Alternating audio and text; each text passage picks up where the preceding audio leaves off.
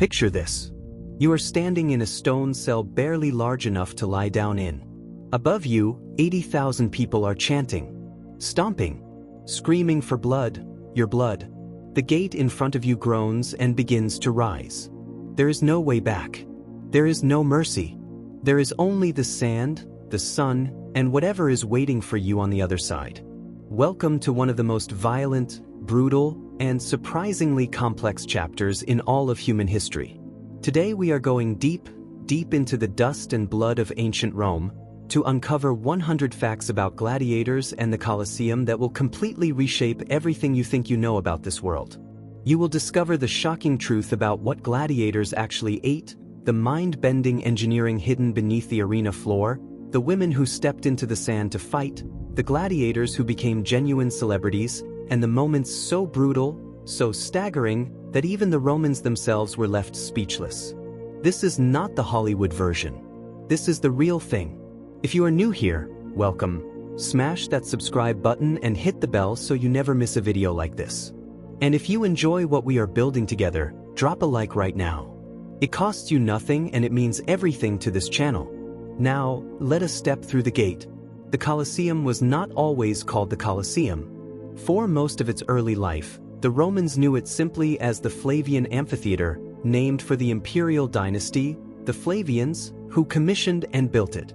The name we use today, Colosseum, is believed to derive from the Latin word colosseus, meaning enormous or gigantic, and most historians think it was a reference to the colossal bronze statue of the Emperor Nero that once stood nearby rather than to the building itself.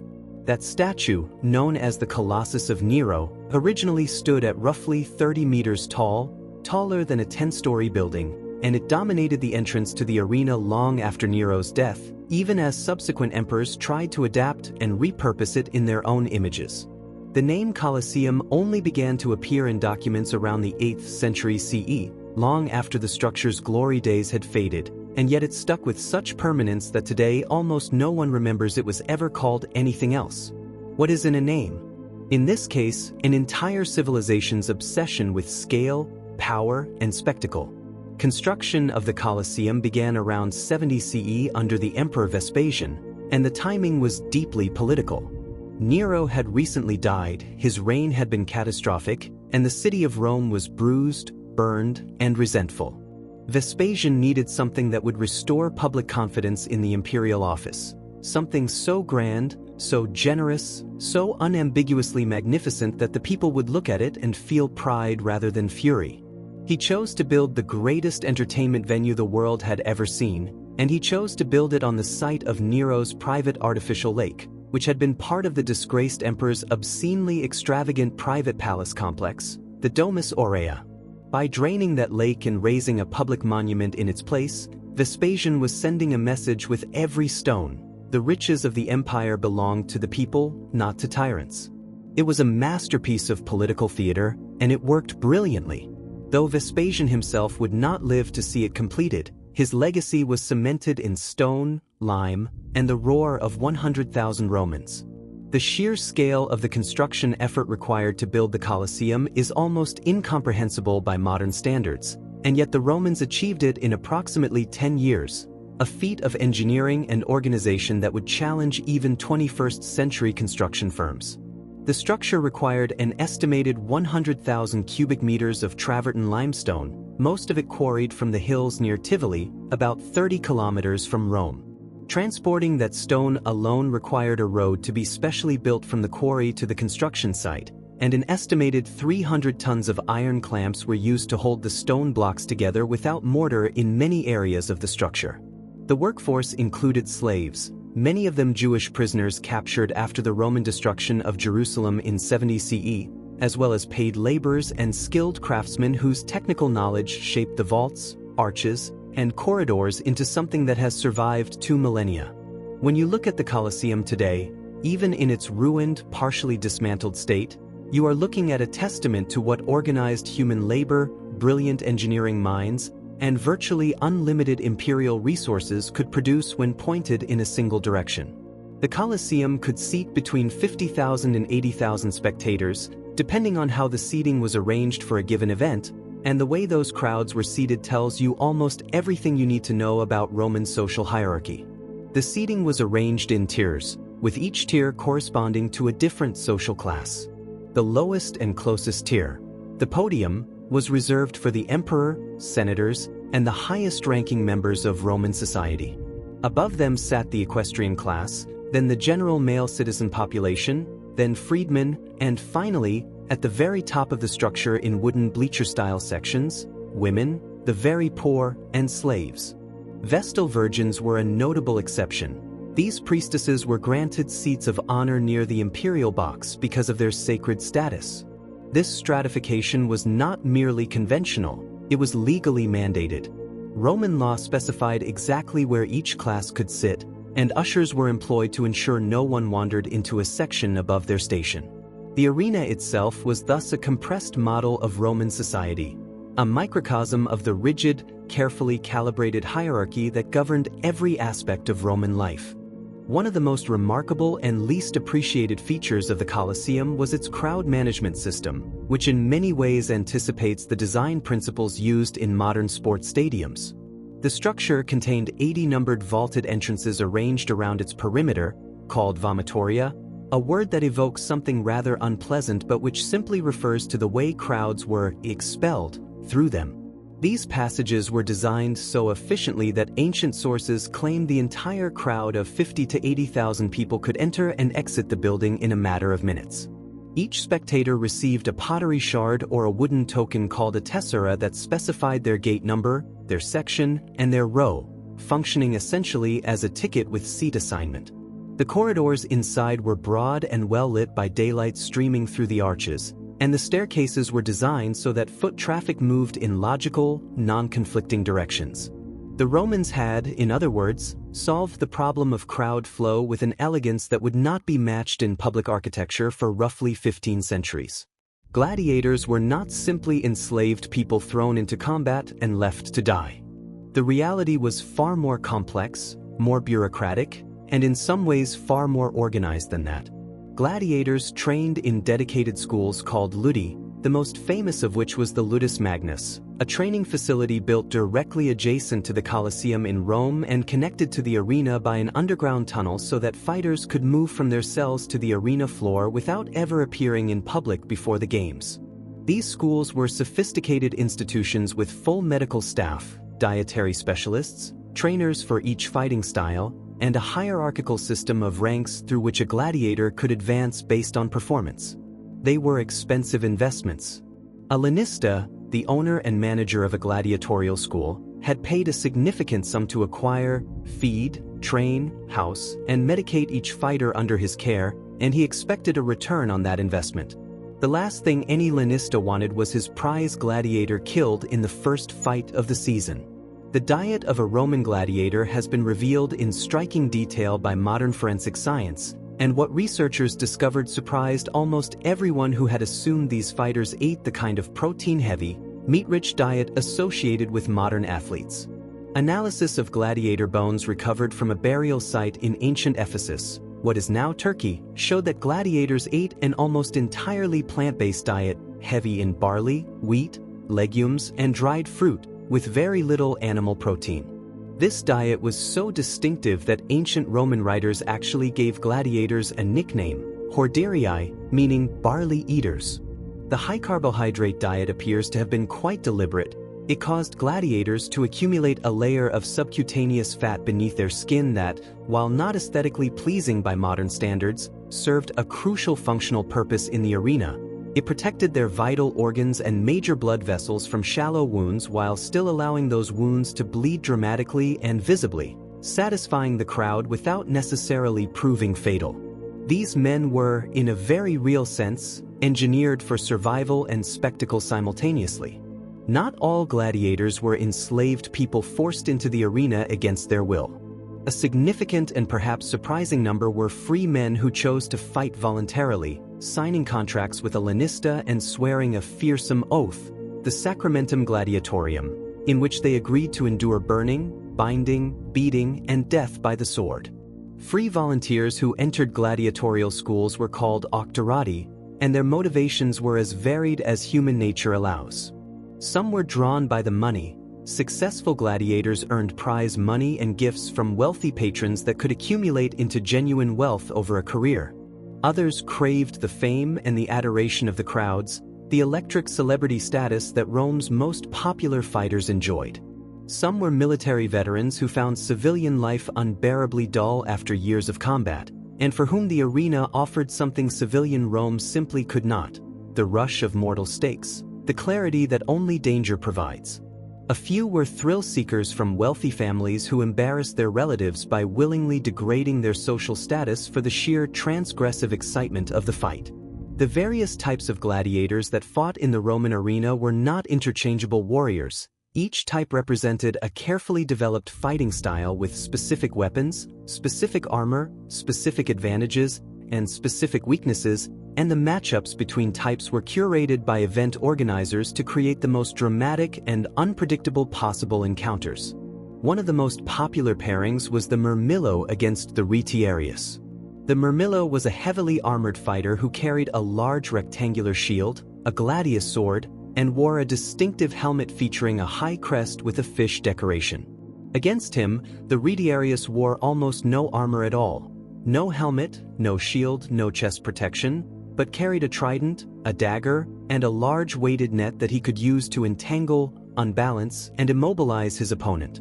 The contrast was deliberately theatrical: the armored tank versus the agile hunter. The crowd loved both the power of the Murmillo's defense and the desperate, dancing acrobatics of the Retiarius trying to stay out of reach long enough to deliver a killing strike.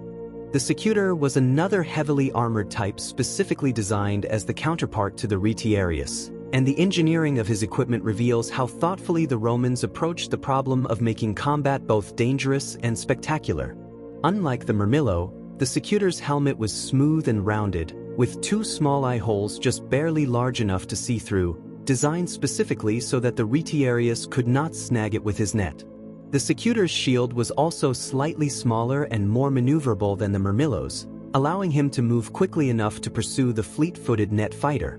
But the Secutor's armor had a built-in weakness of a different kind. It was hot, heavy, and the tiny eye holes restricted his vision severely.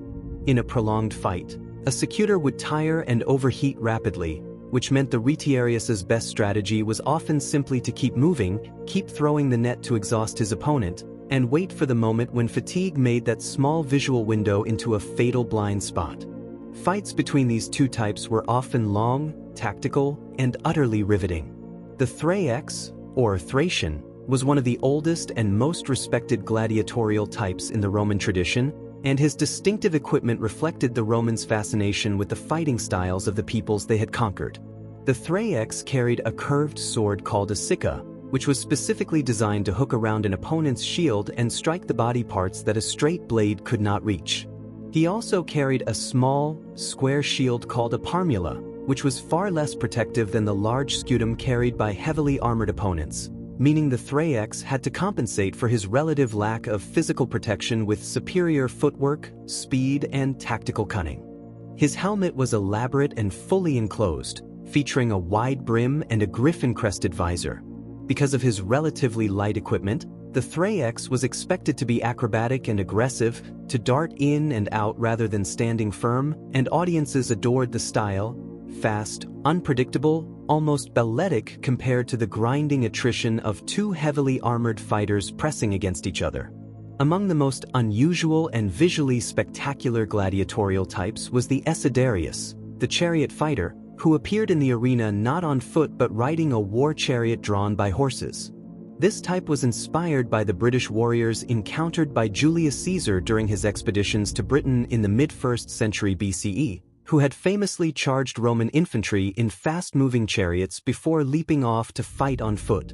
The Romans, who appreciated spectacle above almost all things, immediately recognized the theatrical potential and incorporated chariot fighting into the gladiatorial program. Exactly how chariot fights worked in the enclosed confines of the arena floor is something historians still debate.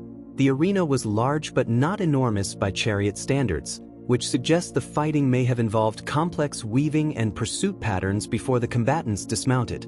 What is certain is that the Esidarius represented one of Rome's ways of displaying the conquered world before its citizens, transforming the military styles of defeated peoples into entertainment for the victors. There was a gladiatorial type so specifically armored as to make him appear almost supernatural in his appearance, the Crupularius. Unlike most gladiators who wore a mix of protected and exposed areas to maximize mobility while maintaining some defense, the Crupularius was encased in full iron plate armor covering his entire body, from head to toe, leaving essentially no exposed flesh whatsoever. Roman historical sources describe fighters of this type from Gaul, the region corresponding to modern France, and the historian Tacitus mentions them in the context of a slave revolt, describing them as being so heavily armored that they could not be brought down by conventional weapons. The obvious trade-off was mobility. A fully armored man cannot move like an unencumbered fighter, and opponents of the Crupularius were reportedly forced to resort to hammers and axes to knock him down and then pry at his armor once he was on the ground. Whether this type appeared regularly in the Roman arena or primarily in military contexts remains uncertain, but the very existence of such armor speaks volumes about the Roman impulse to push combat spectacle to its absolute physical limits. The question of how gladiatorial combat was regulated, whether there were rules, referees, and defined codes of conduct, is one that surprises most people who assume the arena was nothing but lawless carnage. In fact, gladiatorial combat was highly regulated, refereed, and in many ways resembled a formalized athletic competition with codified procedures. Two referees, called Summa Rudis and Secunda Rudis, stood in the arena during every fight, armed with long staffs which they used to intervene and physically separate fighters when necessary. A fight could be paused. A combatant who felt he could no longer continue, or who had been disarmed or knocked down, could raise the index finger of his left hand as a formal appeal for mercy, a gesture called the missio. Once this gesture was made, the crowd and the presiding magistrate or emperor could weigh in, and the decision whether the fallen fighter lived or died was made according to a combination of crowd sentiment and the sponsor's judgment. This was not random chaos. It was theater with rules, spectacle with structure, violence with a script.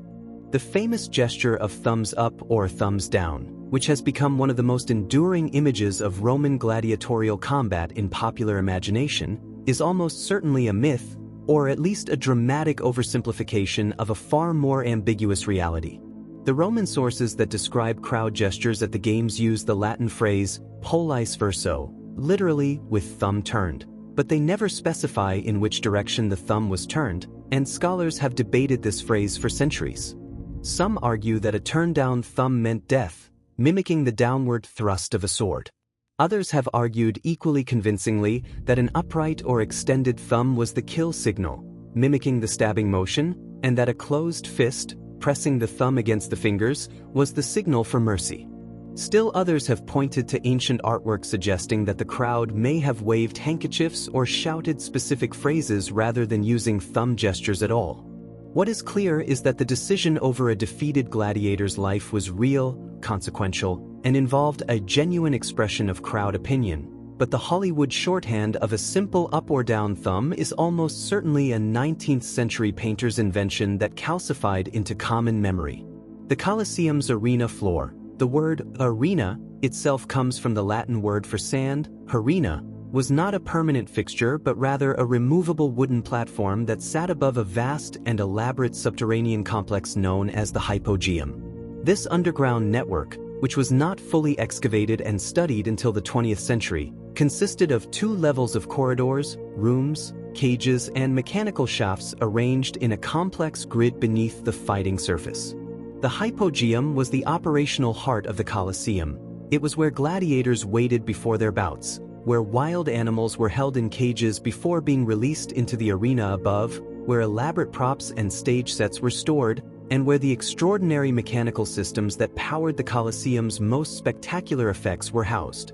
When ancient audiences witnessed a trapdoor bursting open to release a lion directly into the center of the arena floor with no visible mechanism, it was the hypogeum's system of counterweight lifts and ramps that made the magic happen. It was, in the most literal possible sense, the infrastructure of illusion. The wooden arena floor of the Colosseum was covered with a thick layer of sand. The arena, and that sand served multiple practical purposes beyond the merely aesthetic. Most obviously, it absorbed blood, which was produced in enormous quantities during the day's events, and could be raked clean between bouts to maintain the appearance of a relatively fresh surface. But sand also prevented slipping. Both gladiators and animals needed firm footing to fight effectively, and the combination of packed earth and dry sand created a surface that offered far better traction than bare wood. Different colored sands were also sometimes used for specific events to enhance the visual drama. Dark sand mixed with minerals could make bloodstains less visible when the organizers wanted to minimize the gore, or conversely, lighter sand could be used to make blood more dramatically visible when the organizers wanted to emphasize it. The arena surface was, like almost everything else about the Colosseum, a carefully managed element of the total sensory experience. The Romans were engineering geniuses in almost every domain they applied themselves to, and the Colosseum's velarium, the enormous retractable awning system that shaded the audience from the Mediterranean sun, stands as one of antiquity's most impressive practical achievements. The velarium was not a single piece of fabric but a complex system of ropes, poles, and vast canvas or linen panels that could be extended over most of the seating area to provide shade.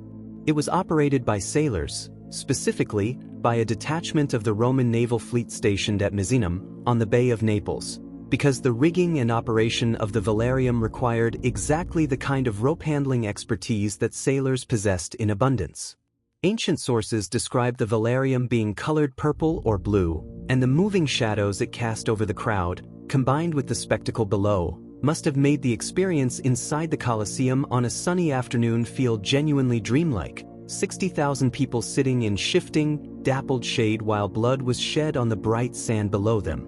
The underground animal management system of the Colosseum was a logistical operation of extraordinary complexity because the games regularly featured hundreds of exotic animals drawn from every corner of the Roman world and beyond. Lions, tigers, leopards, bears, wolves, elephants, hippopotamuses, rhinoceroses, ostriches, giraffes, and crocodiles were all brought to Rome at various times and housed beneath or near the Colosseum before their appearance in the arena. The animals arrived after journeys of weeks or months by ship and cart, and keeping them alive, reasonably healthy, and sufficiently aggressive for their arena appearance required a dedicated staff of animal handlers, veterinarians, and cage maintainers. The animals destined for the arena hunts, called venations, were kept in darkness in the hypogeum in the days before the games, which not only kept them confined but also made them more agitated and dangerous when they were finally thrust up through the trapdoors into the blinding sunlight and noise of the arena above. It was, from an animal management perspective, a precisely engineered system for creating maximum predatory aggression at exactly the right moment. The animal hunts, venations, that occupied a significant portion of the Roman Games' day were not merely spectacle but also served a dual political function that Romans understood clearly even if they rarely stated it explicitly. By displaying exotic animals from the furthest reaches of the known world, elephants from Africa, tigers from India, polar bears from the far north, the emperors and senators who sponsored the games were providing a living, breathing demonstration of the geographic reach of Roman power and Roman trade networks. Every exotic animal in the arena said, implicitly, "We are an empire so vast that these creatures, which you have never seen and never will see in your natural lives, were brought here purely for your amusement." It was a flex of global dominance expressed in flesh and feathers and fur. The slaughter of hundreds or thousands of animals in a single day of games, which happened regularly during the Republic and early Empire, was simultaneously an entertainment spectacle, a religious sacrifice, and an imperial propaganda campaign compressed into an afternoon. The profession of bestiarius, the arena fighter who specialized in combat with wild animals, was considered even lower in social status than that of ordinary gladiators, if such a distinction is possible given how far both professions were from Roman respectability. Bestiarii were typically condemned criminals or the very lowest class of enslaved people, thrown into the arena with minimal or no weapons to face the animals. However, there was also a professional class of venators, skilled animal hunters who were trained fighters, often armed with spears or short swords, who engaged wild animals in choreographed and skillful combat that could earn genuine crowd appreciation. The distinction between the condemned criminal fed to lions as judicial execution and the trained venator who faced a leopard with a spear was vast in terms of skill, preparation, and social standing within the brutal hierarchy of arena performers, though from the outside looking in, both groups occupied the very margins of Roman society. The morning program of a typical day at the Roman Games was generally devoted to the animal hunts, with gladiatorial combat reserved for the afternoon, the prime slot when the sun was lower, the light better, and the day's accumulated excitement was at its peak. But the midday slot, the period between the animal hunts and the gladiatorial bouts, was given over to something far grimmer: public executions. Convicted criminals, enemies of the state, and condemned individuals were killed during this period, sometimes in highly theatrical ways designed to serve as both entertainment and a moral lesson for the assembled public.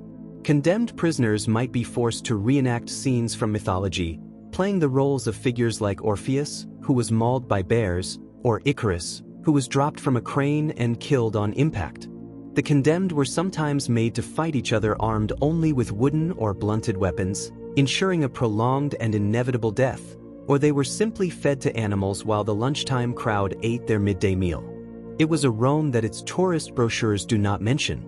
Spartacus, whose story has been told in films, television series, and novels innumerable times, was a real historical figure, a gladiator of Thracian origin who in 73 BCE led the most spectacular and terrifying slave revolt in Roman history. Spartacus had trained at the ludus of Gnaeus Cornelius Lentulus Batiatus in Capua, and together with roughly 70 other gladiators he broke out of the school using kitchen utensils as improvised weapons, seizing a cart of actual gladiatorial weapons en route. What began as a desperate escape rapidly transformed into a full-scale rebellion as tens of thousands of enslaved people across Italy joined the uprising, drawn by the extraordinary military leadership Spartacus demonstrated against multiple Roman armies sent to crush him.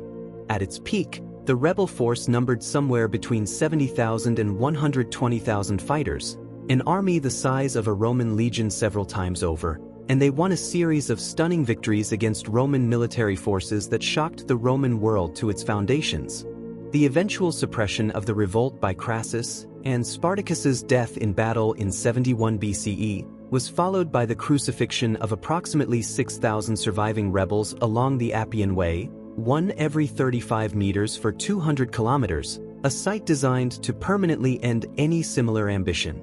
The gladiatorial training schools scattered across the Roman Empire were, in a very real sense, military academies, and the instruction received by their students was often of a higher quality than the general military training that average Roman soldiers received. Gladiators were trained by specialized instructors called doctors who had themselves been successful arena fighters, and each doctor specialized in a specific fighting style. A recruit who showed natural aptitude for the Murmillo style would be assigned to the Murmillo doctor and would spend months, sometimes years, drilling the specific footwork, shield techniques, offensive combinations, and defensive responses associated with that type before ever stepping into the arena. Training happened daily, for hours, against wooden posts called paulus in the early stages, then against other students in sparring sessions using practice weapons. Medical staff were on hand at all times. Because training injuries were common and expensive, a gladiator with a broken arm could not fight, earn prize money, or repay his initial training investment, and so keeping training injuries minor was a genuine institutional priority. The figure of the Roman gladiatorial doctor, the chief physician of a gladiatorial school, was not merely a bandage applier and fever checker but a genuine medical professional of the highest available caliber. The most famous of all gladiatorial doctors was a man named Galen of Pergamon, who served as physician to the gladiators of Pergamon in Asia Minor for several years in the 2nd century CE before eventually rising to become the personal physician of the Emperor Marcus Aurelius and one of the most influential medical writers in human history. Galen's time treating gladiators gave him an unparalleled practical education in anatomy. The wounds suffered by gladiators allowed him to observe muscles, tendons, bones, and internal organs in ways that cadaver dissection rarely permitted in his era. He later wrote that working with gladiators was like being given a window into the body, and the anatomical knowledge he accumulated treating arena injuries formed the empirical foundation of medical works that would shape Western medicine for over 1,000 years. The gladiatorial arena was, among other things, an involuntary anatomy laboratory. The question of whether gladiators were beloved or despised by Roman society reveals one of the more fascinating contradictions of ancient Roman culture. Officially, gladiators occupied the lowest rung of the Roman social ladder. They were classified as infames, persons of no legal social standing, alongside actors, prostitutes, and anyone who offered their body for public performance for pay. A free Roman who voluntarily entered gladiatorial service legally surrendered many civic rights and suffered genuine social disgrace. And yet the actual gladiators, especially the successful ones, were objects of intense public fascination, adoration, and sexual desire that cut across all class boundaries. Gladiatorial graffiti has been found scratched into walls all across Pompeii, with some individual fighters described in terms more appropriate to modern celebrity gossip than to condemned criminals.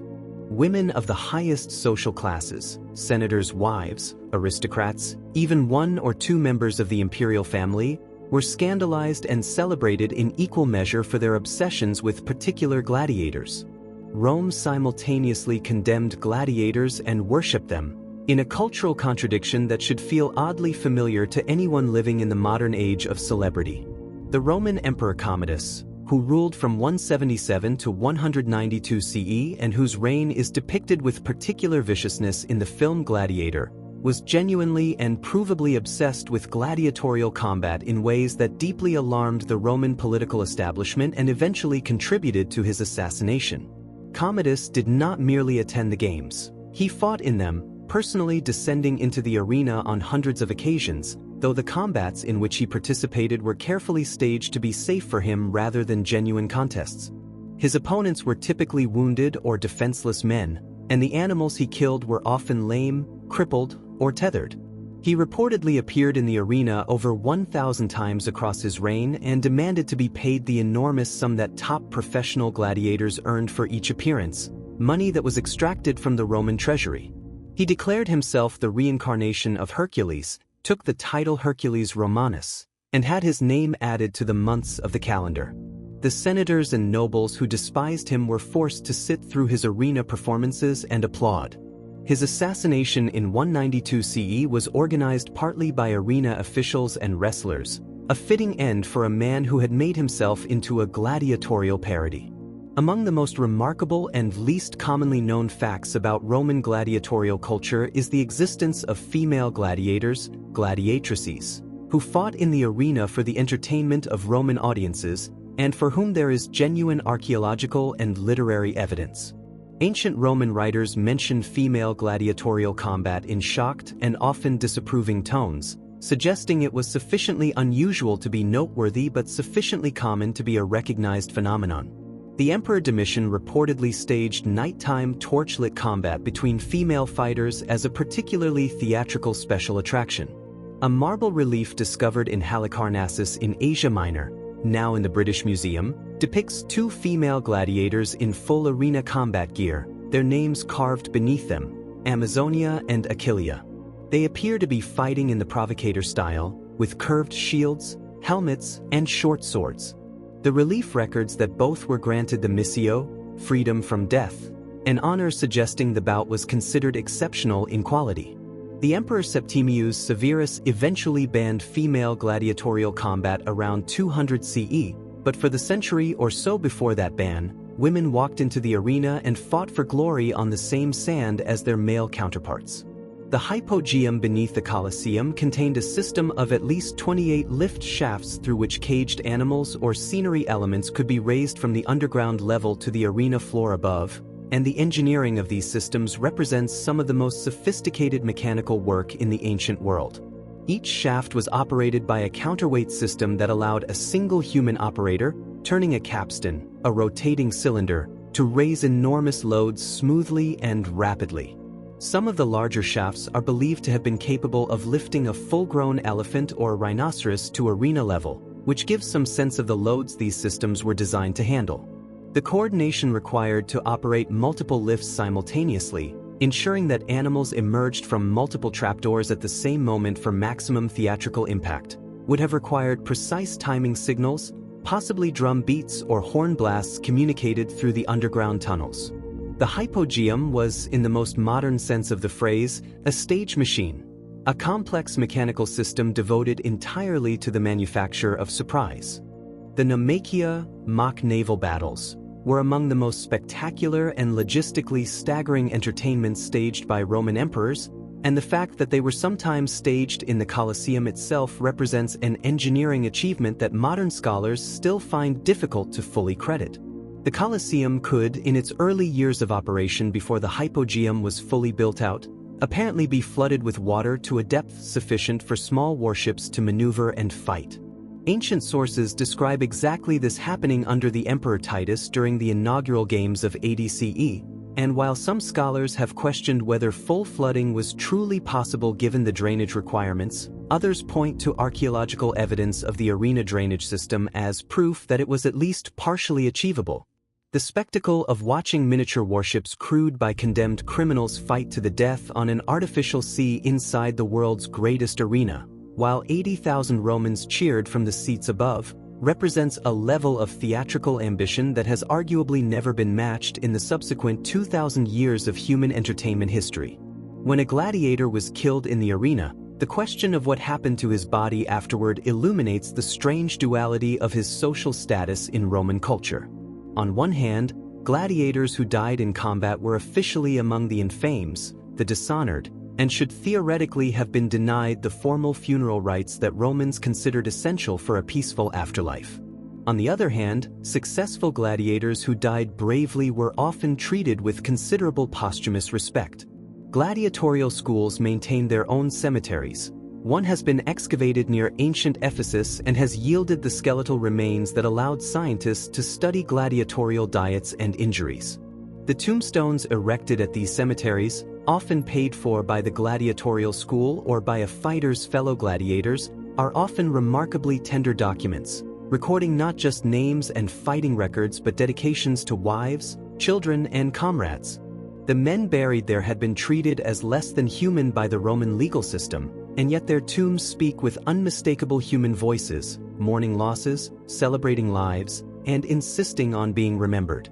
The wounds recovered from gladiatorial skeletons tell a story of arena combat that both confirms and challenges popular assumptions about what actually happened when two fighters clashed on the sand. Analysis of gladiatorial remains from Ephesus shows patterns of injury that forensic anthropologists have been able to use to reconstruct aspects of actual fights. Many of the injuries are consistent with the wounds you would expect from the known fighting styles: cut marks from swords and tridents, healed fractures from blunt trauma, and the kind of repeated stress injuries that develop in people who perform the same physically demanding movements thousands of times over years of training. More startlingly, a significant number of the skeletons show evidence of wounds that could only have been delivered by someone standing directly over a downed opponent, striking downward with great force in a way consistent with the coup de grace delivered to a defeated fighter who had been denied mercy. The science of the skeleton confirms what the sources only hint at, that in the arena, defeat very often meant death, no matter what the crowd decided. The number of people killed in gladiatorial combat over the centuries of the Roman games is genuinely unknowable, and historical estimates have varied so wildly as to be almost useless as guides. What we can say with reasonable confidence is that the scale of death was enormous, not primarily because any individual fight usually ended in death, but because the games went on for centuries, across the entire Roman world, in venues ranging from the Colosseum in Rome to small provincial arenas in North Africa and Britain. Estimates of the total number of animals killed in the Roman arena alone, across all venues, across the entire period of the games, run to several million, a figure that represents a genuine ecological impact on the wildlife of North Africa, where lion populations were so severely depleted by Roman hunting expeditions that they eventually disappeared from the region entirely. The Roman games, in their aggregate effect on both human and animal populations, represent one of history's most sustained and deliberate programs of organized killing for entertainment purposes. The Colosseum was inaugurated by the Emperor Titus in 80 CE with a series of games that lasted 100 days, and the scale of what was celebrated during those games gives a sense of the scope of Roman spectacle at its most extravagant. According to ancient sources, 9,000 animals were killed during the inaugural games. Gladiatorial combats, beast hunts, naval battles, and public executions filled the days in an unbroken cascade of violence and spectacle. The crowd received free food. Loaves of bread were distributed by throwing them into the audience, along with tokens that could be exchanged for prizes, money, or goods. The games of 80 CE were a political statement of supreme confidence from a new emperor who wanted to announce his reign as an era of generosity and magnificence, and by any measure, logistical, theatrical, political, they succeeded. When the last animal had been killed and the last fighter had left the sand after 100 days, the Colosseum had established itself immediately and permanently as the center of Roman entertainment life. One of the most haunting architectural details of the Colosseum is the Gate of Death, the Porta Libitinensis, named for Libitina, the Roman goddess of funerals and the dead. This gate, located on the western side of the arena, was the exit through which the bodies of fallen gladiators and slain animals were carried out after each bout. Its name announces without ambiguity what passed through it and where the bodies went from there. To the Spoliarium, a room adjacent to the arena where the dead were stripped of their armor and equipment, which was valuable and would be reused, and where the bodies were then processed for whatever burial arrangement had been made. The existence of a dedicated architectural feature for removing the dead, a gate named for the goddess of death herself, speaks volumes about how thoroughly the Romans had institutionalized and normalized the death that happened inside their arena. It was not extraordinary.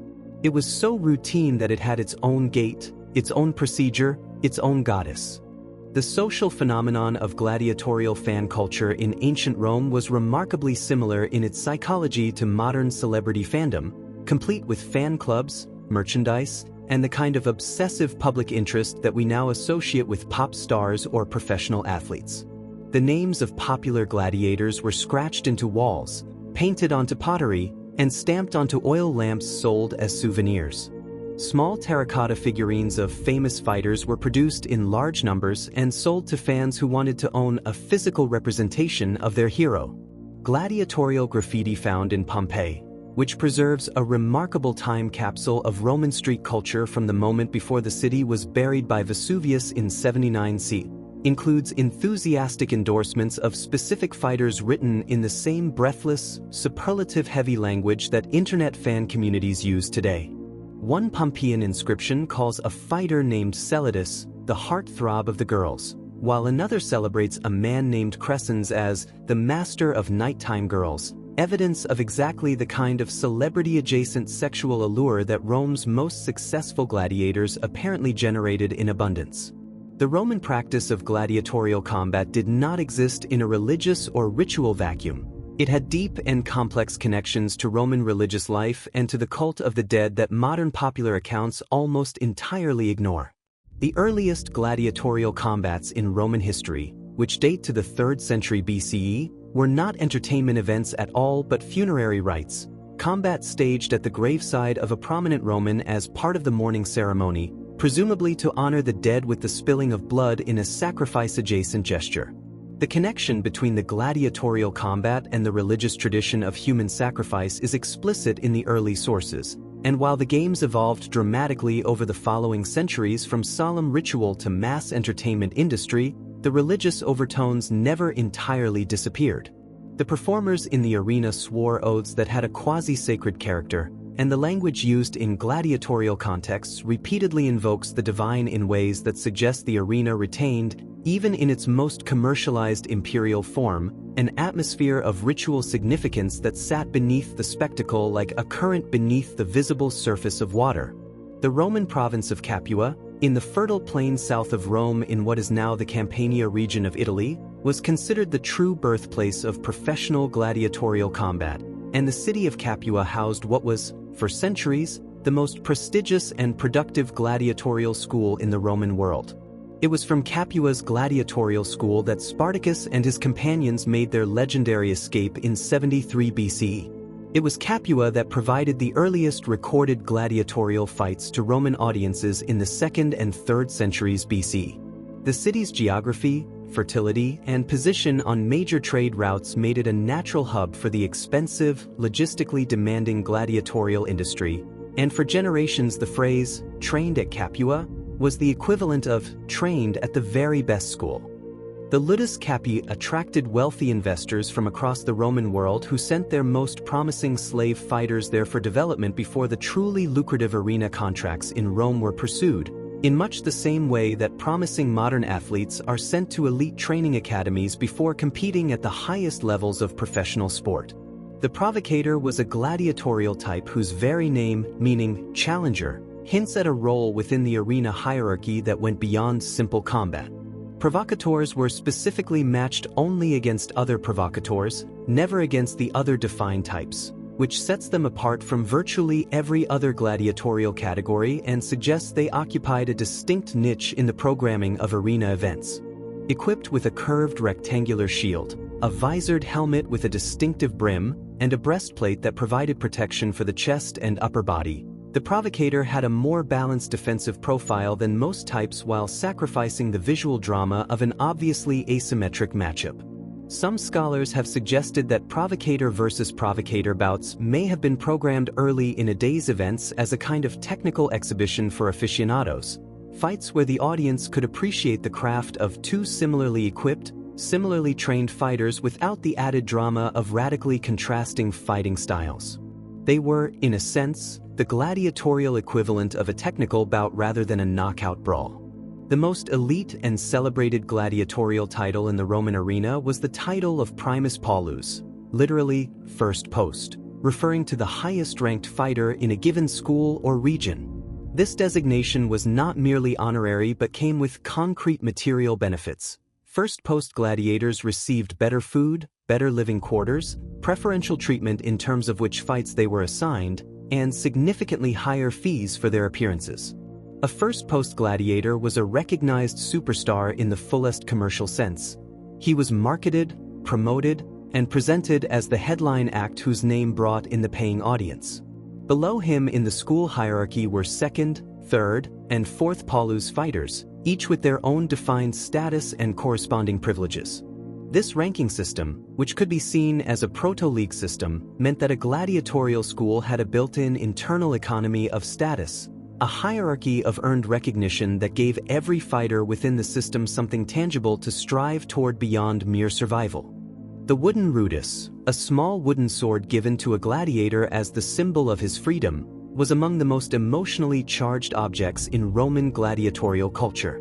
When a gladiator had served long enough, fought well enough, and impressed both the crowd and his lanista sufficiently, he might be granted the rudis and with it his freedom from further compulsory service. This did not happen often, and it did not happen predictably. A lanista was under no legal obligation to free a gladiator after any particular number of fights or years of service, but when it did happen, the ceremony was apparently deeply significant for both the individual fighter and the watching public. Some freedmen chose to continue fighting voluntarily after receiving the rudis, because the arena had become the only life they knew, or because the money and fame were too valuable to give up, or because no other life had been prepared for them. The rudis was therefore sometimes simultaneously a liberation and a revelation of how thoroughly the gladiatorial system had colonized the identity and self-conception of the men it produced. The Colosseum has been partially dismantled over the centuries not primarily by time or earthquakes, though both have contributed, but by human beings who treated the ancient structure as a convenient quarry for building materials. During the medieval and Renaissance periods, the Colosseum was systematically mined for its marble seats, its bronze clamps, its travertine stone blocks, and its other reusable materials, which were incorporated into the construction of churches, palaces, and public buildings across Rome. One estimate suggests that 2/3 of the original stone of the Colosseum was removed and repurposed during this period, a figure that, if accurate, means that the building we see today represents only 1/3 of the original structure's material substance. The Pope eventually placed a stop on the removal of materials after the building was consecrated as a holy site in memory of Christian martyrs, though the historical evidence for Christians actually being martyred in the Colosseum is far thinner than popular tradition suggests. But by the time the protection came, the damage had been extensive and irreversible. The myth of Christian martyrdom in the Colosseum, the idea that early Christians were systematically thrown to the lions in Rome's great arena as punishment for their faith, is one of the most widely believed and least historically substantiated narratives associated with the building. Modern historians have found no contemporary Roman sources that specifically document Christians being killed in the Colosseum, and while Christians were certainly persecuted and killed in various ways across the Roman Empire, the specific image of believers being fed to lions in the Colosseum is largely a later tradition that developed during the medieval period as the Church sought to sanctify the site.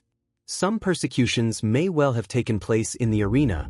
The execution of criminals there was common enough that almost any condemned group might have been included, but the grand narrative of mass Christian martyrdom in the Colosseum appears to be primarily a pious legend rather than documented historical fact. The building's actual religious significance was manufactured rather than witnessed. The architect or architects who designed the Colosseum are entirely unknown to us, a fact that is simultaneously remarkable and revealing about how the Romans attributed credit and fame. We know the names of the emperors who funded it, the family whose dynasty it celebrated, and the general workforce that built it, but the person or persons who actually conceived its extraordinary design, the elliptical plan, the three-tiered facade of arches, the internal ring system, the complex drain and hypogeum arrangements, remain completely anonymous. This is partly because Roman culture tended to attribute creative achievements to their political patrons rather than to the artists, engineers, and builders who actually produced them. The Colosseum was Vespasian's and Titus's, not its designers. And it is partly because the kind of architectural celebrity that attaches to the names of great building designers in our era simply did not function the same way in Rome. The greatest arena ever built was created by minds whose names the world has entirely forgotten, which is its own kind of tragedy. The gladiatorial games were genuinely popular across every stratum of Roman society, but the nature of that popularity differed significantly between the educated elite and the general populace. Aristocratic Roman writers were largely ambivalent or hostile to the games in the texts they produced for educated audiences, describing them as debasing, corrupting, and morally dangerous. Seneca wrote with genuine disgust about attending the midday executions and returning home more greedy, more cruel, and more inhuman for the experience. Cicero, Pliny, and various emperors who fancied themselves philosophers expressed varying degrees of discomfort with the arena.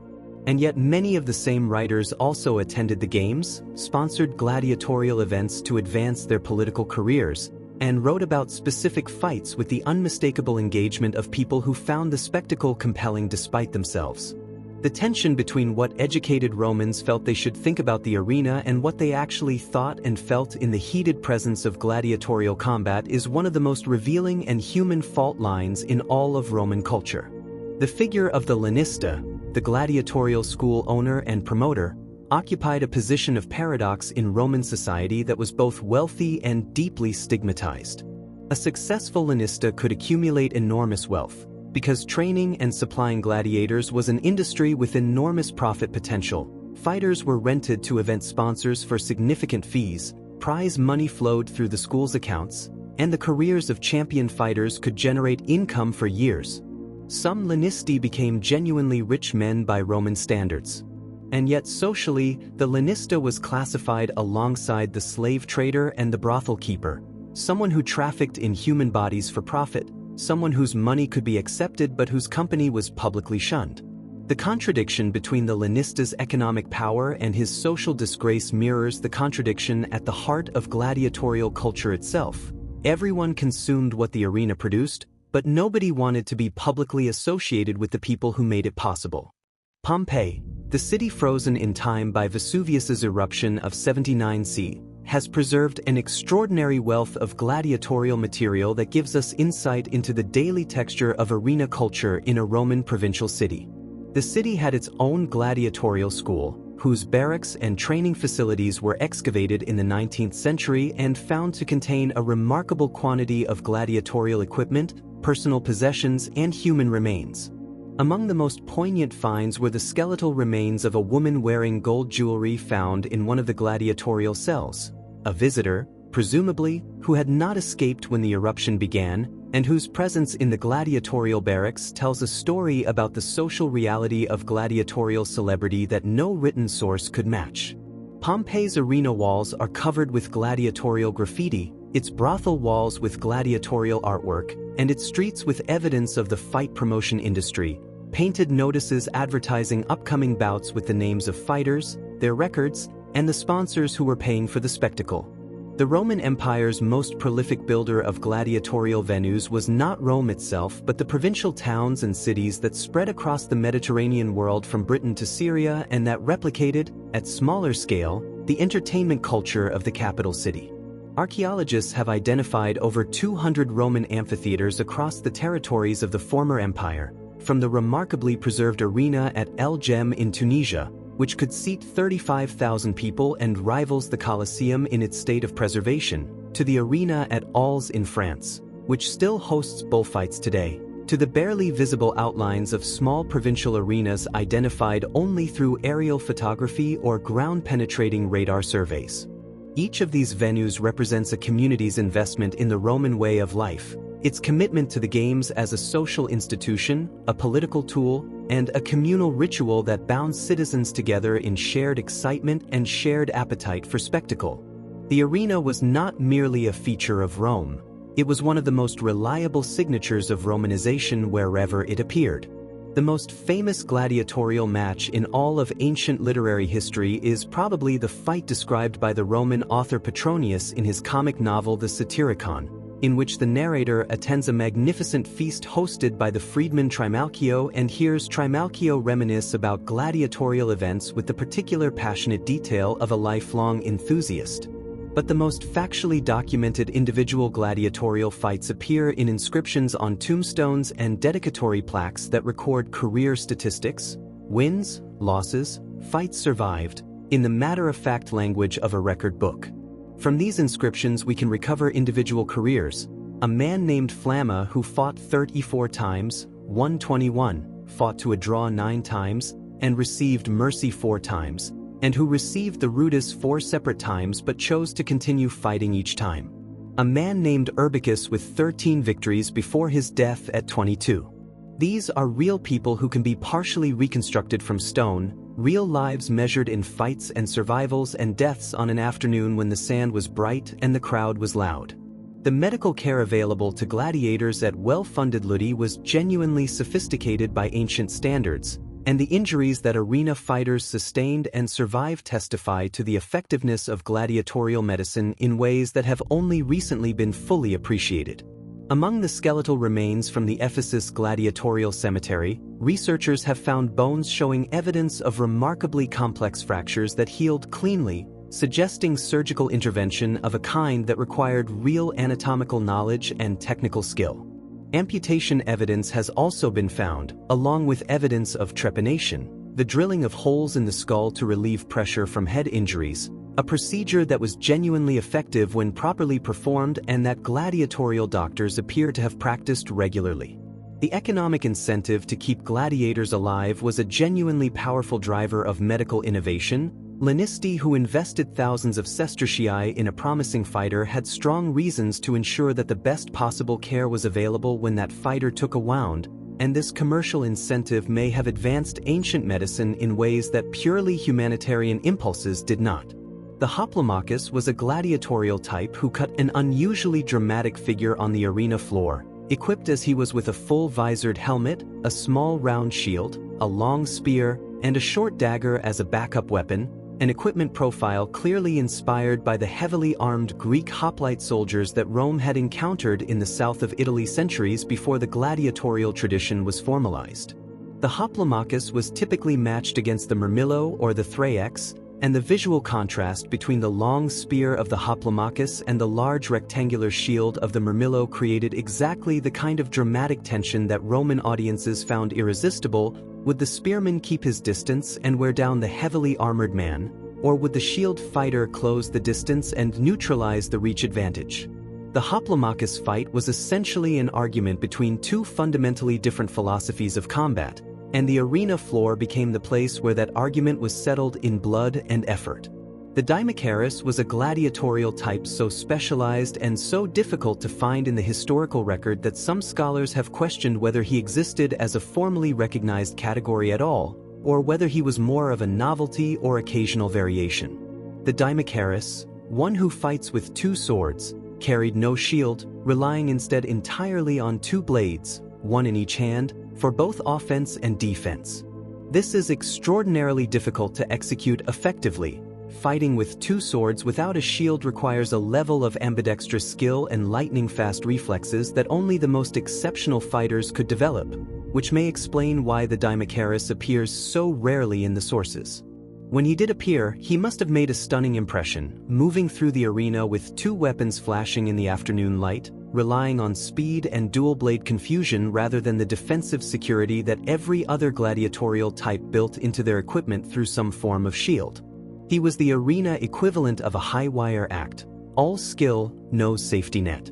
The question of how gladiators were psychologically prepared for the possibility of their own death is one that ancient sources address only obliquely, but the evidence suggests a complex mixture of fatalism, professional pride, and a distinctive gladiatorial philosophy about the nature of courage and honor.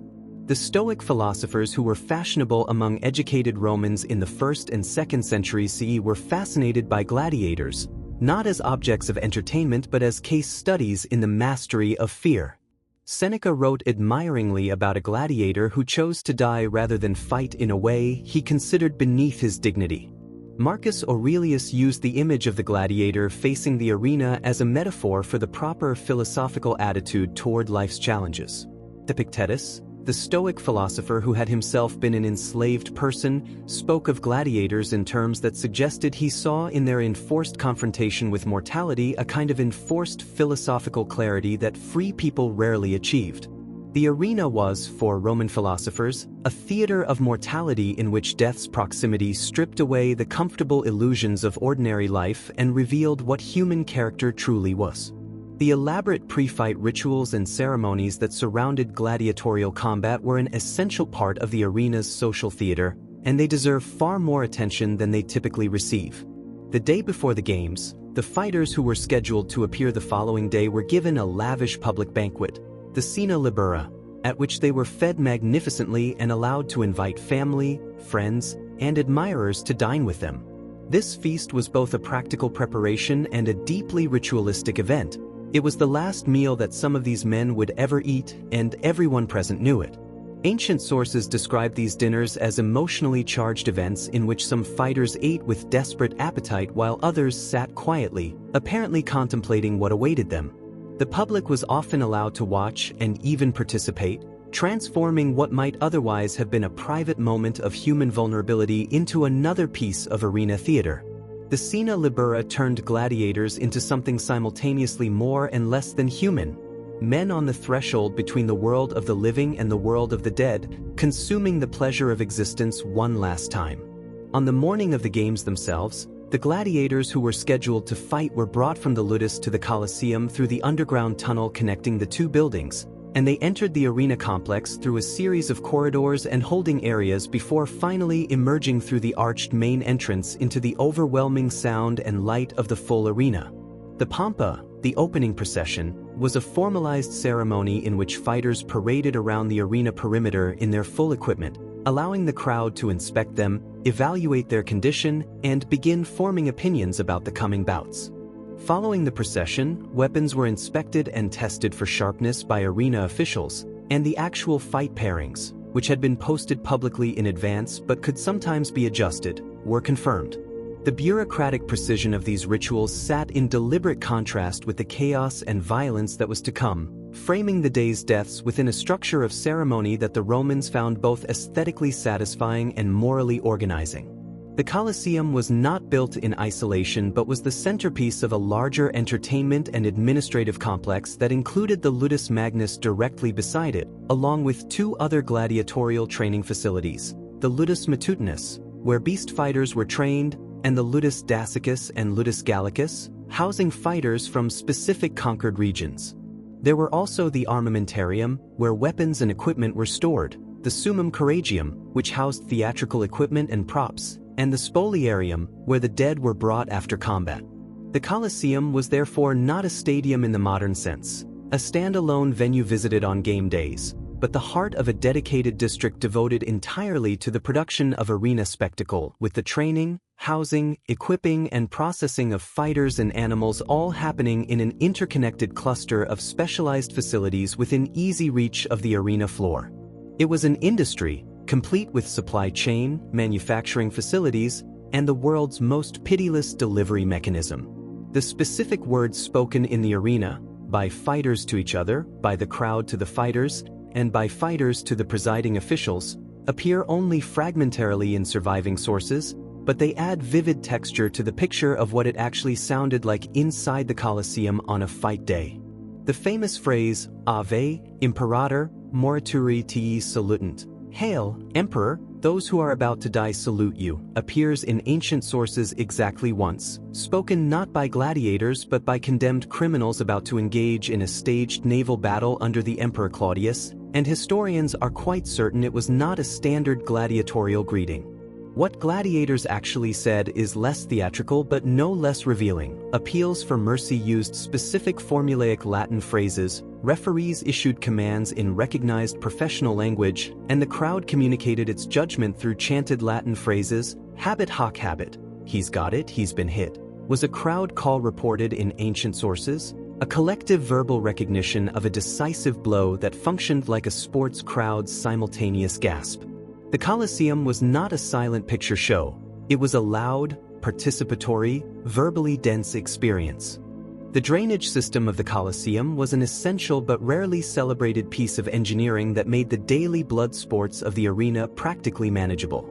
Given the quantities of blood, human and animal, that were spilled on the arena floor over hundreds of days of games each year, an effective drainage system was not a luxury but a necessity for basic sanitation. The arena floor's wooden planking was laid over a series of channels and drains that conducted liquids away from the fighting surface and down into the hypogeum's drainage infrastructure, which in turn connected to Rome's broader sewer system, the Cloaca Maxima. Regular removal of used sand, soaked with blood, and replacement with fresh sand was also part of the maintenance routine between bouts. The entire operation of the Colosseum required a permanent maintenance staff whose work continued even during the games, ensuring that the surface on which gladiators fought was always as safe and functional as the economics and aesthetics of the spectacle required. Rome's greatest building was also Rome's greatest operational challenge. The psychological and social dynamics within a gladiatorial school were complex and far from uniformly brutal. Gladiators who trained together for years, who ate and slept and suffered together, often formed genuine bonds of friendship and solidarity that cut across the racial and national diversity of the gladiatorial population. The evidence for this comes partly from the tombstone dedications already mentioned, in which fellow gladiators are named as those who paid for the inscription and mourned the deceased, and partly from literary references to the camaraderie of the ludus as a recognized feature of gladiatorial life. At the same time, the system deliberately cultivated rivalries and competitive hierarchies within the school, because a fighter who wanted to advance in rank needed to demonstrate dominance over his training partners. The ludus was therefore simultaneously a community of shared suffering and a competitive system in which the men you trained with might also be the men you fought in the arena, sometimes against their will, sometimes against yours, but always within the impersonal machinery of an industry that valued performance above all other considerations. The Roman Emperor Augustus was perhaps the most enthusiastic and systematic patron of gladiatorial games in all of Roman history, staging events of staggering scale during his long reign from 27 BCE to 14 CE as part of his comprehensive project of Romanizing both the physical city and the cultural life of the empire's population. Augustus staged 8 gladiatorial spectacles over his reign in which a total of 10,000 gladiators fought, a number he proudly records in the official account of his own achievements, the Residential Gesti Divi Augusti, as if the sheer quantity of fighters were an accomplishment analogous to military victories or legislative achievements. He also staged 26 venations in which around 3,500 animals were killed. Augustus was fully aware of the political utility of the games. He understood that the Roman population's appetite for arena spectacle was essentially unlimited, and that a ruler who satisfied that appetite built a reservoir of popular goodwill that could absorb considerable political damage. Bread and circuses was the formula later articulated by the satirist Juvenal, and Augustus had understood it in practice before the phrase was coined. The relationship between the Roman gladiatorial games and Roman theater is more intimate than it might initially appear, and in the 1st century CEE the two art forms, if gladiatorial combat can be called an art form, which the Romans themselves sometimes did, shared both audiences and aesthetic vocabulary. The elaborate costumes of gladiatorial types, their evocative names drawn from mythological and historical sources, the theatrical scenarios sometimes staged in the arena such as mythological reenactments, and the narrative arc of a well-matched fight with its reversal of fortune, moments of suspense, and final resolution all have strong structural parallels to theatrical drama. Some arena events were explicitly theatrical. Condemned prisoners were made to play mythological roles in scripted scenarios that ended in real death. A man playing Orpheus was mauled by a real bear. A man playing Hercules was dressed in the shirt of Nessus and burned alive. The arena and the theater were, for Romans, stations on the same spectrum of public performance rather than fundamentally different experiences, and the same crowd moved between them with ease. The Colosseum's physical deterioration in the centuries after the final gladiatorial games, which ended sometime in the early 5th century CE, was accelerated by a series of major earthquakes, particularly the devastating earthquakes of 847 CE and 1349 CE, the latter of which caused the collapse of most of the south outer wall, creating the distinctive half-profile that the building presents to visitors today. The fallen stone from these collapses was not cleared and preserved but rather immediately quarried and carted away, fueling the construction boom of medieval and Renaissance Rome with free raw material. The building became a fortress controlled by various noble Roman families during the medieval period, then a quarry, then a Christian site of pilgrimage, then a site for industrial production including the manufacture of saltpeter and the growing of medicinal plants in the arena's rich soil. The plant life that colonized the Colosseum between the medieval period and the modern era was so remarkably diverse, including hundreds of species not native to Rome, apparently brought in with the sand and soil that had accumulated over centuries, that 19th century botanists used it as a study site. The gladiatorial combat that Romans watched in the arena was embedded within a larger system of what the Romans called munera, public obligations or gifts from wealthy individuals to the community, that situated the games within the framework of reciprocal social duty rather than mere entertainment.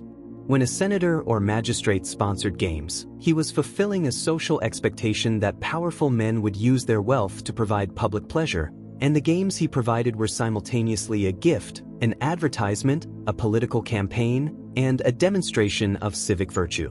The crowd's response to the games, whether they cheered or booed, whether they demanded death or mercy for defeated fighters, was therefore a form of civic participation, a way in which the assembled Roman public exercised collective judgment and expressed collective will in a society with limited formal mechanisms for popular political expression.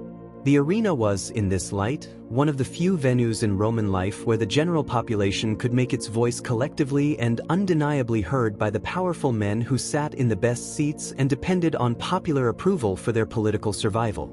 The Colosseum's exterior face, what survives of it, presents 3 tiers of arched openings, each tier decorated with a different order of column: Doric on the ground floor, Ionic on the second, and Corinthian on the third, with the 4th story a closed attic wall punctuated by windows rather than arches. This progression from the simplest to the most ornate order as the eye moves upward follows the standard prescription of Roman architectural theory and was not merely aesthetic but also structural. The heavier, more robust Doric columns were better suited to bearing the weight of the structure above them. Between the arched openings, the niches that once held statues are now empty, though originally they would have displayed gilded bronze or marble sculptures of gods, emperors, and mythological figures that animated the exterior face with an additional layer of visual richness. The combination of rational engineering, classical architectural vocabulary, and decorative splendor made the Colosseum's exterior one of the most sophisticated facades in ancient architecture, a building that communicated imperial power through the precise calibration of beauty and structure simultaneously. The network of aqueducts that served Rome was absolutely essential to the functioning of the Colosseum, not only for the drinking water required by tens of thousands of spectators and thousands of animals, but also for the cleaning of the arena after events and potentially for the flooding required to stage naval battles. Rome's aqueduct system was one of the ancient world's greatest engineering achievements, 11 major aqueducts bringing water from sources up to 90 kilometers away to supply the city's millions of inhabitants, its baths, its fountains, and its public buildings. The Aqua Claudia and later the Aqua Marcia provided the Colosseum's water supply, feeding it through a complex of pipes and channels that distributed water to drinking fountains throughout the building and provided the hydraulic pressure needed for the arena's cleaning systems. Without Rome's aqueducts, the Colosseum could not have functioned as a regular public entertainment venue. It would have been unusable within days of a major games event. The arena's existence was therefore not merely a feat of architecture but the downstream expression of the entire Roman hydraulic engineering tradition. The question of how the Colosseum was actually financed brings us directly into the political economics of imperial Rome and the spoils of conquest.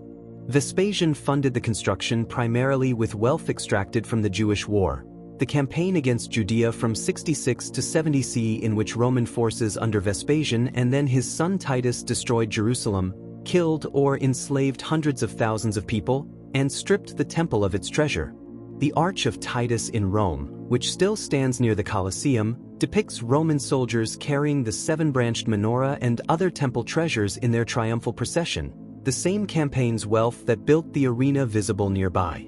In this light, the Colosseum is not merely an architectural achievement but a monument built on the proceeds of a military catastrophe that ended a civilization, and the slave labor of its builders was drawn from the same conquered population whose wealth funded its construction. History rarely presents its ironies with such physical, permanent clarity.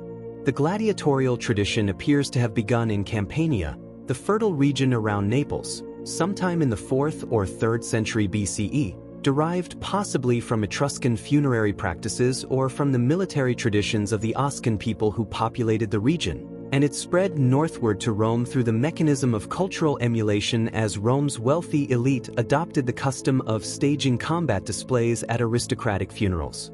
The first recorded gladiatorial event in Rome proper took place in 264 BCE, when the sons of the recently deceased Decimus Junius Brutus Scaeva staged a combat between 3 pairs of gladiators as part of their father's funeral honors.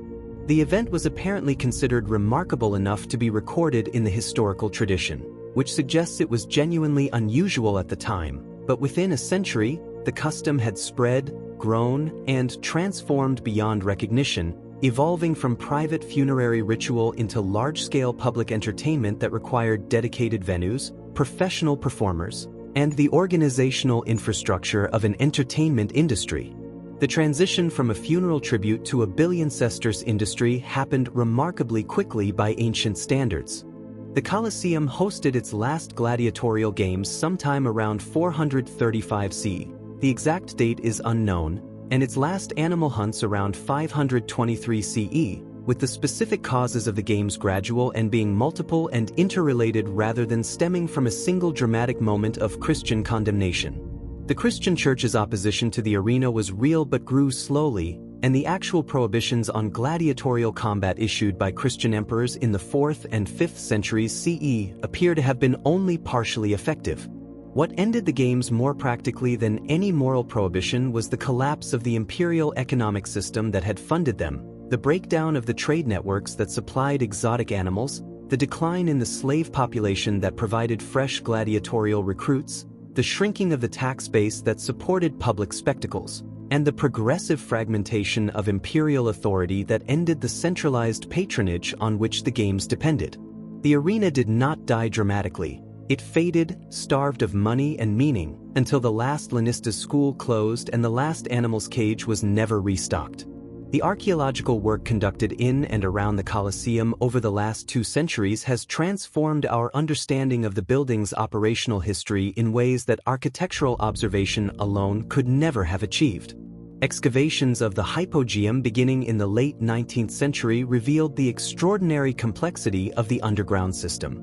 Soil analysis of the arena floor has provided information about the sequences of different types of events and the materials used in different periods. Examination of the building's brick stamps. The Roman practice of stamping bricks with the name of the manufacturer and the date of production, which was standard practice, has allowed archaeologists to date the construction of different parts of the building with remarkable precision and to track the sequence and pace of the original construction work. Every generation of archaeologists who have worked at the Colosseum has found something that previous generations missed, and the building continues to yield new information as analytical techniques improve. It is a structure that has been revealing itself slowly for 2,000 years. One of the most detailed and vivid descriptions of a gladiatorial school from the ancient world comes from the writer Tertullian, a Christian apologist writing in the 2nd and 3rd centuries CE who had clearly spent considerable time observing arena culture before his conversion made him its fierce critic. Tertullian describes the gladiatorial school as a place of systematic dehumanization. Fighters housed in cells barely large enough to stand in, subjected to brutal training regimens, their identities stripped away and replaced with the fighting types they were assigned to embody. But he also, perhaps inadvertently, describes elements of the gladiatorial community that belie simple dehumanization. Fighters who had established individual reputations and identities, who were known to the public by name and appearance, who had relationships with family members, with patrons, with fellow fighters, that the school system could not entirely suppress. Tertullian intended his description as an indictment. He produced, instead, one of the most valuable sociological documents about the interior life of a Roman gladiatorial school that has survived from antiquity. The specific injuries that most frequently killed gladiators are recoverable from both the skeletal evidence and the literary record, and they tell a story about the mechanics of arena combat that is simultaneously brutal and precise. The most common immediately fatal wound was a thrust to the throat, a wound that would sever the carotid artery or jugular vein, causing death within seconds or minutes with minimal suffering compared to abdominal wounds. Ancient images of the gladiatorial coup de grace frequently depict this throat thrust as the standard killing blow, delivered by a standing victor to a kneeling or prostrate defeated fighter. Wounds to the abdomen, while dramatic and bloody, could take hours or days to kill, and fighters who received them sometimes survived for days in the medical quarters before dying of infection or blood loss, which suggests that the arena's apparently dramatic deaths were not always as immediate as the crowd's experience of them implied. The technical efficiency of the arena kill, the quickly severed blood vessel rather than the lingering gut wound, represents a kind of merciful professionalism in an enterprise that had very little mercy about it in other respects. The Roman legal category of the infamous, the person of no social standing, was enforced not merely through social convention but through concrete legal disabilities that affected every aspect of a gladiator's civic life. A gladiator, whether enslaved or free, could not serve in the Roman army, could not vote in assemblies, could not give testimony in a court of law, could not contract a legal marriage, and had no right of inheritance through the normal Roman channels. A free Roman who chose gladiatorial service voluntarily surrendered all these rights, and, perhaps most strikingly to the Roman aristocratic mind, surrendered the right to be buried with full Roman funeral rites. In a culture that placed enormous weight on the proper treatment of the dead and the afterlife implications of improper burial, this was not a minor inconvenience but a genuine spiritual and social catastrophe. The free man who chose the gladiatorial life chose it with open eyes, fully understanding that he was stepping not just into physical danger but into a legal and spiritual abyss from which there was very limited possibility of return. Among the most remarkable survivals from the gladiatorial world is a collection of papyrus documents from Roman Egypt that preserve records of gladiatorial contracts, the actual legal agreements between Lanisti and the municipal governments of Egyptian towns that negotiated the terms of local games. These contracts specify exactly how much each type of gladiator would be paid for each category of performance, A successful fighter who won received one fee, a fighter who performed honorably but received mercy received a smaller fee, and a fighter who was killed, with no fee at all, obviously, required a death payment to the lanista as compensation for the loss of his property. The documents also specify what happens in various contingencies. What happens if weather cancels the games? What happens if the magistrate requests specific fight matchups? What happens if an animal dies before the hunt rather than in it? These are not romantic documents. They are ordinary commercial contracts, and their ordinariness is precisely what makes them so extraordinary as evidence of the degree to which the gladiatorial spectacle had been fully absorbed into the mundane commercial life of the Roman world.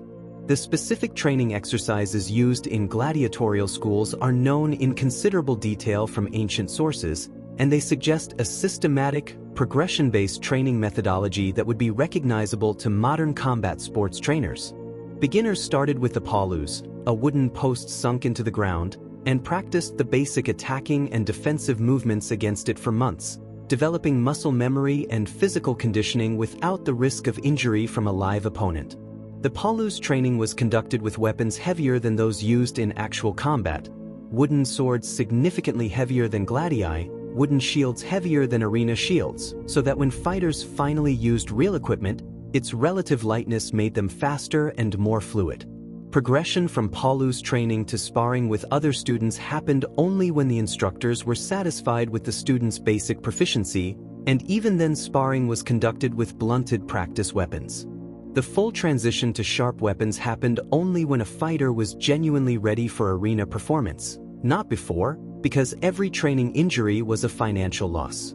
The sound environment inside the Colosseum during a gladiatorial event was so extreme that several ancient writers commented on it specifically, using language that suggests the experience was genuinely overwhelming even for people accustomed to large Roman public gatherings.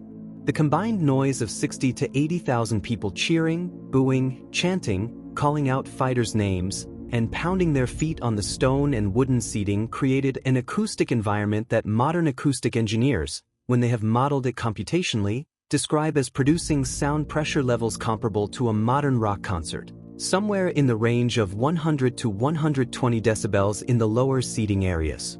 The Colosseum's elliptical shape, which allowed sound to reflect and concentrate in ways that a rectangular venue would not, amplified the crowd noise rather than dispersing it.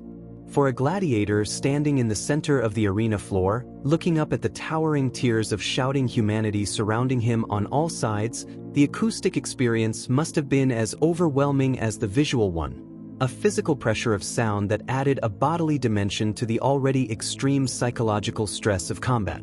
The professional organization of gladiators, the Collegia Gladiatoria, were formal associations recognized by Roman law that provided their members with certain collective protections and social structures analogous to the guild organizations of craftsmen and merchants. A gladiatorial collegium could own property, maintain a treasury, and sue and be sued in Roman courts. It arranged for the proper burial of deceased members, one of the primary functions of Roman collegia of all types, and provided some measure of financial support for the families of fighters who were killed. Membership in a collegium gave gladiators a form of collective identity and social belonging that partially compensated for their individual legal disabilities as in fames. The existence of these organizations, which were sophisticated enough to maintain financial records and legal standing, suggests that the gladiatorial community had developed internal social structures of considerable complexity, that beneath the brutal external surface of the arena industry, there was a community with its own rules, its own solidarity, and its own mechanisms for mutual support. The gladiatorial games officially ended in the Western Roman Empire in the early 5th century CE, but the Eastern Roman Empire, Byzantium, continued to stage similar events for significantly longer, and the tradition of armed combat entertainment transmitted itself through various intermediary forms into the medieval world in ways that are rarely acknowledged.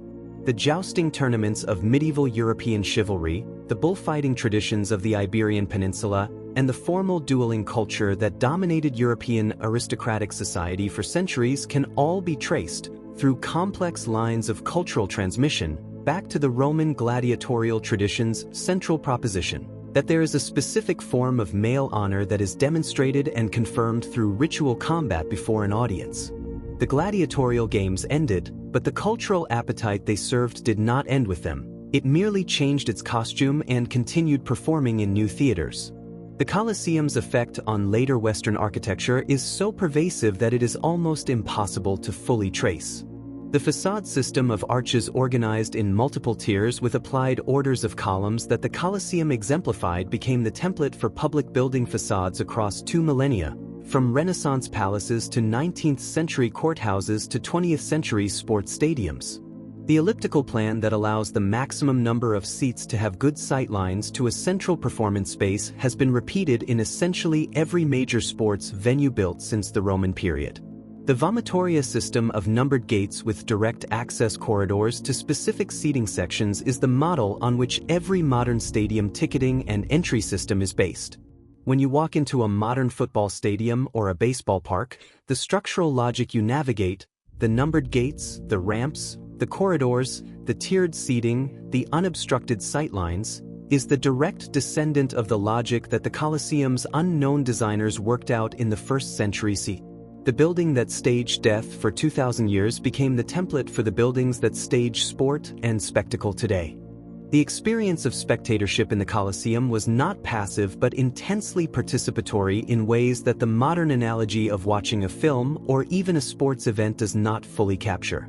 Crowd members shouted specific encouragements to fighters, called out tactical suggestions, chanted the names of favorites, and collectively demanded through recognizable vocalizations and gestures that fighters who showed cowardice or insufficient effort be subjected to additional punishment. The crowd's judgment carried real power.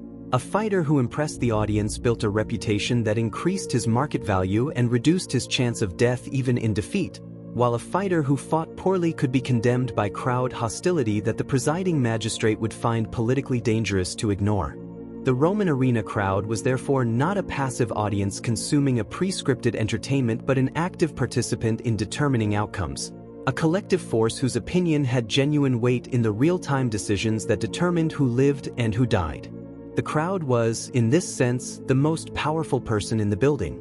The final decline of the gladiatorial schools and their associated facilities, the ludi and their supporting infrastructure, was gradual and geographically uneven, with provincial schools in the wealthier eastern provinces outlasting those in the economically deteriorating west by decades. The last known gladiatorial school records from Rome itself date from the late 4th century CE, while gladiatorial events apparently continued in some form in the East until well into the 5th century despite the official prohibitions. What finally closed the ludi was not law but economic collapse. The money to buy, feed, train, house, and medicate professional fighters simply ceased to flow as the Roman imperial economy fragmented under the pressures of external invasion, internal political chaos, and the breakdown of the trade networks that had sustained the empire's prosperity. The buildings themselves were then repurposed, abandoned, or dismantled, their stones joining the general recycling of Roman infrastructure into the material fabric of the post-Roman world that slowly built itself atop the ruins. The last known gladiatorial contest in Rome, the specific event that formally ended the tradition in the capital, is traditionally associated with a monk named Telemachus, who according to a 5th century Christian source named Theodoret leaped into the arena to separate 2 fighters and was stoned to death by the crowd for interrupting the games. Whether this story is historically accurate or hagiographic invention is something modern historians continue to debate. Theodoret is the only source for it, writing several decades after the fact, but the story's persistence in the historical record reflects the genuine significance of whatever process ended the Roman games. The Emperor Honorius is said to have abolished gladiatorial combat in 404 CE in response to Telemachus's death, though as noted, the reality of the game's end was more complicated and more drawn out than a single imperial decree. Still, Telemachus, real or legendary, has been remembered as the man who stepped into the arena one last time, not to fight, but to stop the fighting. The question of what became of the gladiators themselves as the institution ended, the skilled fighters who found themselves without an arena to fight in as the schools closed and the games wound down, is one that history answers only in scattered and unsatisfying fragments. Some appear to have transitioned into the private security and bodyguard industry that had always employed former fighters. Wealthy Romans had long used gladiators as personal protection, and this use continued into the late Empire. Others appear to have joined the Roman military, whose desperate need for skilled fighters in the 4th and 5th centuries may have overcome the traditional legal barrier against gladiatorial service in the army. Some went back to whatever lives they had come from. The free volunteers, the veterans, the men who had chosen the arena returned to civilian existences now that the choice was theirs to make freely. The enslaved ones remained enslaved, their fates tied to whatever happened to their owners in the general catastrophe of the late Empire. The gladiators dispersed back into history, their individual stories swallowed by the silence that follows great institutional endings. The word gladiator itself, from the Latin gladius, meaning sword, contains within it the entire project of Roman masculine identity that the arena expressed and performed. The gladius was not merely a weapon but a symbol, the short sword with which Roman legions had conquered the Mediterranean world, the tool of the Roman military tradition, the object that concentrated Roman martial identity into a single physical form. For a gladiator to be defined by the gladius was to be placed, symbolically, in direct relationship with the Roman military tradition even while being excluded from actual military service. The gladiatorial arena was a theater of Roman military virtues, courage, discipline, endurance, skill, performed by men who were legally barred from the institution those virtues were supposed to serve. It was the empire's way of consuming the symbols of its own founding values in the form of public entertainment, a cultural metabolism of militarism into spectacle that tells us something essential about what happens to martial civilizations when their wars become routine and their victories absolute. The specific helmet styles developed for gladiatorial combat represent some of the most sophisticated personal protective equipment produced by any pre-industrial society, and the metallurgical and craft knowledge required to produce them was of the highest available standard. The Thrax helmet, for example, was fully enclosed with a wide curving brim, a perforated visor of bronze or iron mesh fine enough to prevent spear tips and sword points from penetrating, reinforcing bands across the crown, a hinged visor opening mechanism, and a cheek guard that fitted closely enough to prevent the visor from being displaced in combat. The internal padding, wool, leather, or linen, that would have made these helmets bearable to wear in a Mediterranean summer has of course not survived, but the bronze and iron shells themselves have survived in remarkable numbers, recovered from Pompeii, from legionary forts, and from gladiatorial training sites across the empire. They are objects of genuine beauty, functional artifacts raised to the level of craftsmanship by the competition between visual drama and protective efficiency that the arena's unique demands imposed on their makers.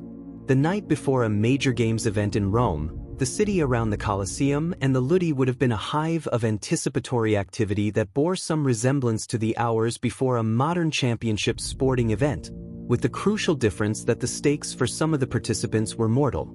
The Scena Libera at the gladiatorial school, the public posting of fight pairings at the arena gates for crowds to read by torchlight, the activity of bookmakers taking bets on outcomes, the gathering of street vendors and food sellers around the approaches to the building, the movement of animals in wagons through the city streets to the hypogeum entrances. All of this happened in the hours of darkness before the sun rose over Rome and the day of blood began. Ancient sources describe the anticipatory excitement of the Roman populace on the eve of games as palpable, a city-wide electricity that could be felt in the streets and heard in the conversation of every tavern and bathhouse. Death the next day was abstract. The excitement of the night before was entirely real. The use of nets in gladiatorial combat, specifically by the retiarius, whose net was as much a psychological weapon as a practical one, illustrates the degree to which the Roman arena deliberately cultivated the unfamiliar and the unsettling as entertainment strategies. A net is not an intuitive weapon. Most fighters trained in the gladiatorial tradition had developed reflexes oriented around reading the movements of a human body and responding to conventional attack patterns. A spinning net, cast at range in an unexpected direction, does not follow those patterns and cannot be processed by the same trained reflexes. The crowd loved the net precisely because it introduced an element of chaos and unpredictability into the formal combat system. A retiarius who landed his net on an armored secutor and the secutor who disentangled himself and kept fighting both represented different kinds of dramatic triumph. The net turned every fight that featured it into a story about entrapment and escape, control and freedom, the hunter and the hunted, themes that resonated with the Roman audience's deepest instincts about power and vulnerability. The study of gladiatorial combat as a window into Roman political and social power is an approach that has transformed our understanding of the games in the last generation of scholarship. Historians like Kathleen Coleman, Donald Kyle, and Alison Futrell have demonstrated that every element of the arena, from the physical architecture to the seating arrangements to the types of combatants to the timing of the events within the day's program, was a coded communication about the political and social order. The arena was not merely where Romans went to be entertained, it was where they went to have the fundamental propositions of Roman civilization, about hierarchy, about power, about the proper relationship between different categories of human beings, about what courage was and how it should be rewarded, performed before them in flesh and blood.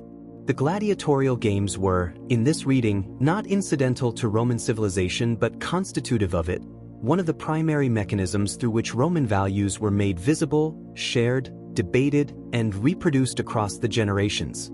The final image we have of the Colosseum from the period of its active use comes from the writings of the 6th century philosopher Cassiodorus, who describes it with a kind of melancholy wonder, a building of incomprehensible scale and craftsmanship that still stood but whose purpose had faded. By Cassiodorus's time, the games were over, the ludi were closed, and the building that had once been the center of Rome's entertainment universe stood as an architectural monument to a world that had passed away. He marvels at the ingenuity of its vaulted arches and the mystery of its machinery, expressing a genuinely antiquarian wonder at the achievements of the past that he can describe but no longer quite understand.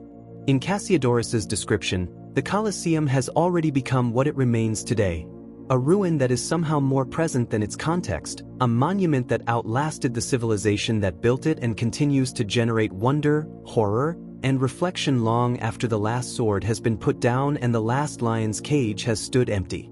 One of the most striking and least discussed aspects of Roman gladiatorial culture is the extraordinary geographic diversity of the fighters themselves.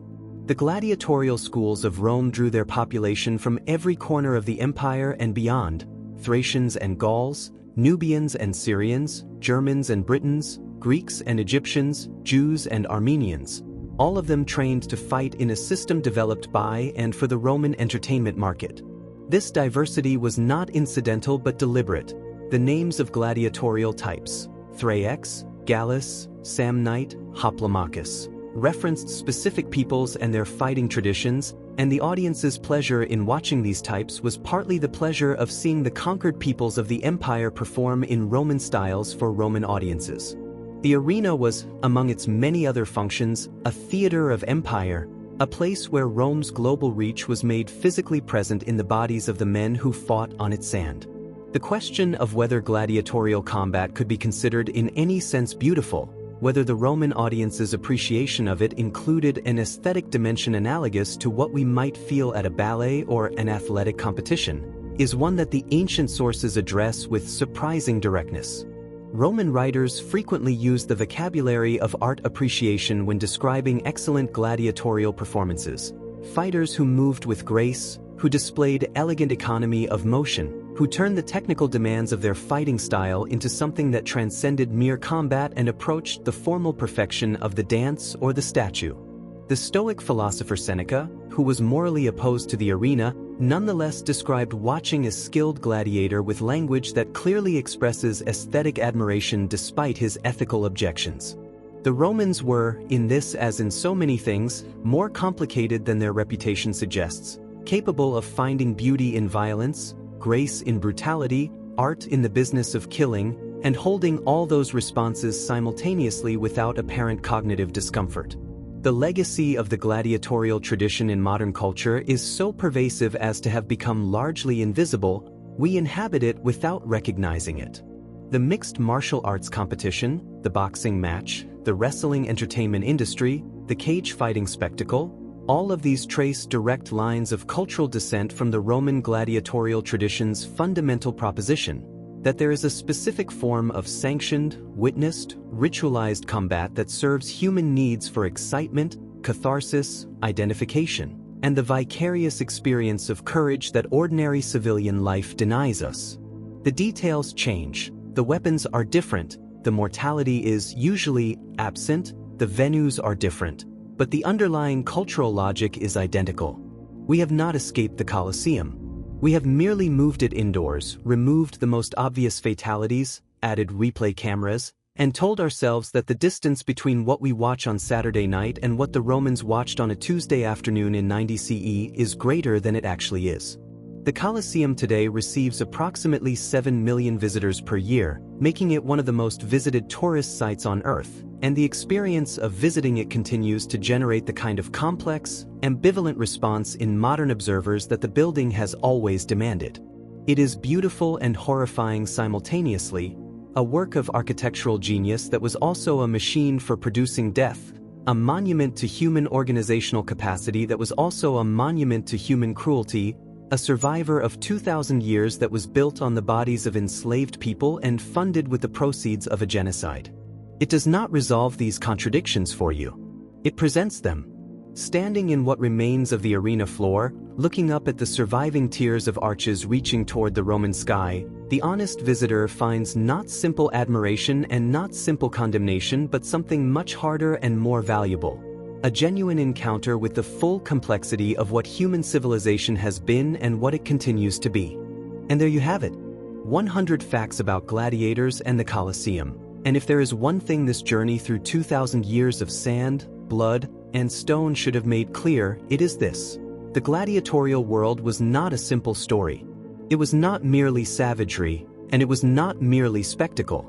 It was an entire civilization's attempt to confront the deepest, most uncomfortable truths about power, mortality, courage, and what it means to be human, played out in the most public, most visceral, most unambiguous arena imaginable. These were real people. They trained in the dark before sunrise. They ate their barley and oiled their scars. They whispered the names of their children before the gate went up. And then they walked out into the roar, into 80,000 voices rising at once like a wall of sound, and they performed the only act their world allowed them to perform. History rarely gives us names for them, but we owe them, at the very least, the attention to remember that they existed. If this video gave you something, a fact that stunned you, a story that stayed with you, a new way of looking at the ancient world, then drop it in the comments. Tell me which fact hit hardest. Tell me what surprised you most. I read every single one. And if you are not subscribed yet, what are you doing? Hit that subscribe button right now and join us for the next journey. We have barely scratched the surface of ancient Rome, and there is so much more waiting for you. Until then, stay curious, stay hungry, and never forget, history is always stranger, darker, and more magnificent than you think.